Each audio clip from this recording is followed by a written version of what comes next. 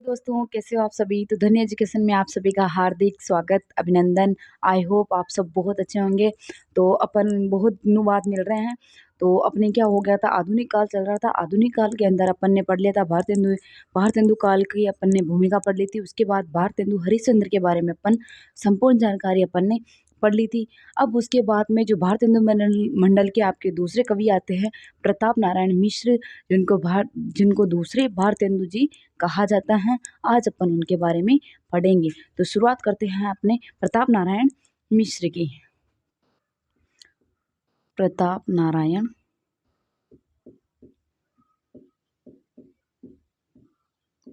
मिश्र।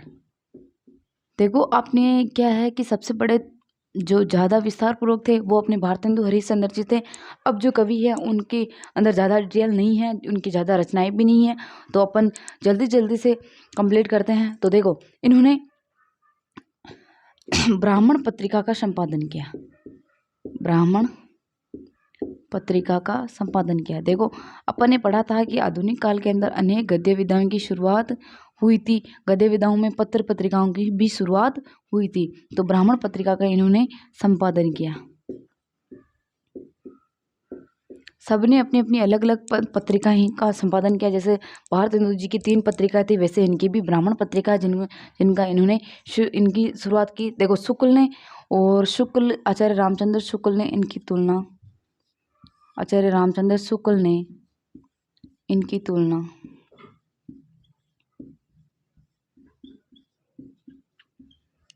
तुलना की है। एक एडिसन नामक जो कवि थे उनसे इनकी तुलना की थी।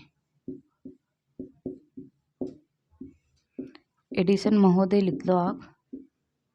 एडिसन महोदय से इनकी तुलना की थी। शुक्ल ने इनकी तुलना एडिसन महोदय नामक एक कवि थे उनसे इनकी तुलना की। देखो, इनकी जो कविताएं हैं, इनकी कविताओं का संकलन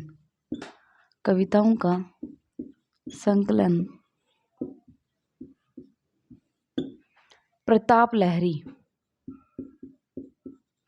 लहरी में इनकी जो कविताएं हैं उनका संकलन मिलता है। प्रताप लहरी में इनकी रचनाओं का संकलन मिलता है। देखो, इनका जो नारा था, इन्होंने एक नारा दिया, हिंदी हिंदू हिंदुस्तान। हिंदी हिंदू हिंदुस्तान, ये इन्होंने नारा दिया। देखो, अपन ने पढ़ा था जब भारतेंदु हरिश्चंद्र जब अपन ने पढ़े थे उन्होंने, तो उसमें मैंने आपको लिखा था शीतला प्रसाद त्रिपाठी, जो उनका जो नाटक है, उनका नाटक था जानकी मंगल के अंदर भारतेंदु हरिश्चंद्र जी ने लक्ष्मण की भूमिका निभाई। और उसी नाटक में इन्होंने सीता मैया की भूमिका निभाने के लिए अपनी जो पिताजी से पूछकर अपनी मूछें मुंडवा ली थी। देखो, पहले क्या होता था कि मतलब जब पिताजी का निधन हो जाता था तभी मूछें कटवाते थे या मुंडवाते थे। तो उस टाइम ऐसे मूछें मुंडवा लेना मतलब बेइज्जती का काम था। तो इन्होंने अब सीता बनने के लिए, तो सीता माता की तो मूछें थी नहीं, तो सीता माता का जो इन्होंने भूमिका निभाने के लिए अपनी मूछें अपने पिताजी से पूछकर मुंडवा ली थी। तो ये क्वेश्चन आपके बनता है कि जो भारतेंदु मंडल के कौन से कवि ने अपने पिताजी से पूछकर अपनी मूछें मुंडवा ली थी? तो ये थे अपने प्रताप नारायण मिश्र। तो अपने पिता से पूछकर, देख लो, शीतला प्रसाद जी का नाटक था शीतला प्रसाद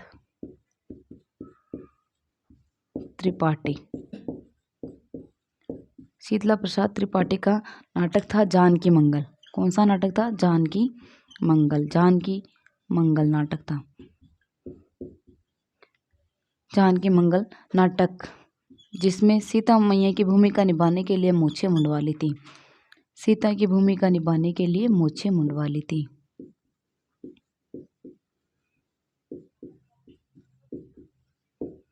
भूमिका के लिए मूछें मुंडवा ली, बस इतना ही लिख रही हूँ मैं ना, मूछें मुंडवा ली।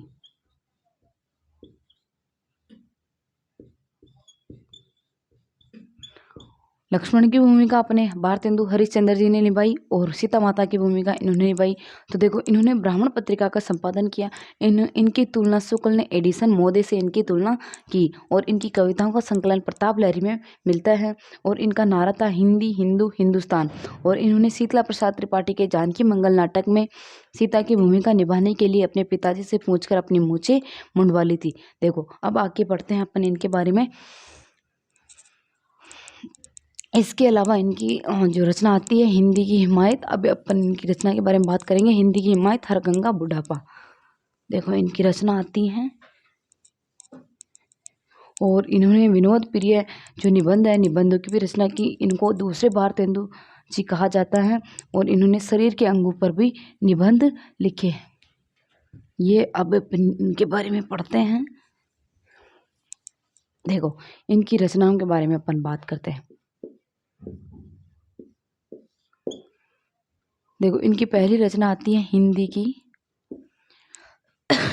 हिंदी की हिमायत।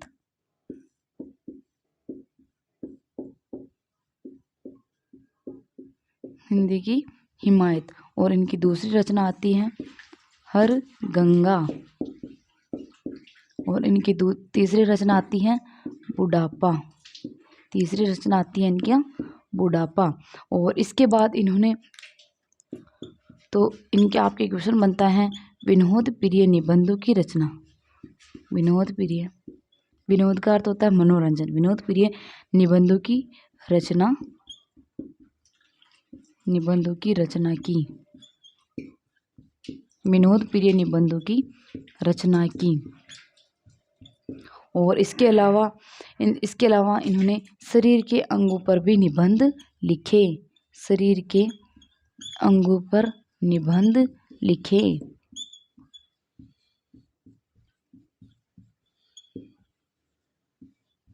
शरीर के अंगों पर भी निबंध लिखे। और इसके अलावा इनकी एक और महत्वपूर्ण चीज आती है, इनको दूसरा भारतेंदु जी कहा गया। इनको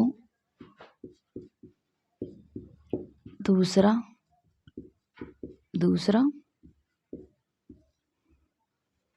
भारतेंदु